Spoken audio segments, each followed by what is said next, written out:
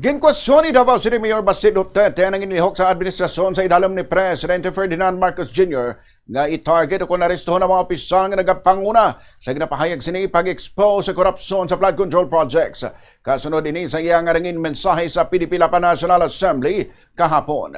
May kang tanan ini sa pagka-aresto man kay Senador Dante Marcoleta sang nagligad nga Hulyo 6 bangod sa ginakabig sini nga panindugan sang senador nga padayuno ng investigasyon sa flood control projects sang Senate Blue Ribbon Committee. Dugang paningadaw kaangay nga wala na sang freedom sa Pilipinas bangod sa pagpamahog sang presidente nga pasakada mga kaso sa sinumaan nga nagakontra sa administrasyon. Si Marcoleta nagapatubang sang kaso nga plunder sa Sanigan Bayan bangod sa undeclared campaign donation sini nga naglabot sa 75 million pesos. The president can threaten anyone. Tingnan nyo, walang natitira.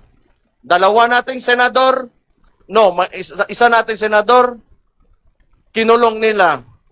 Our guest candidate during the midterm elections, Rodante Marcoleta, just because he wants to open the Blue Ribbon Committee on Flood Control, anong ginawa sa kanya? Do we even have freedom at all at this point dito sa bansa natin? Si Davao City Mayor Sebastian Baste Duterte.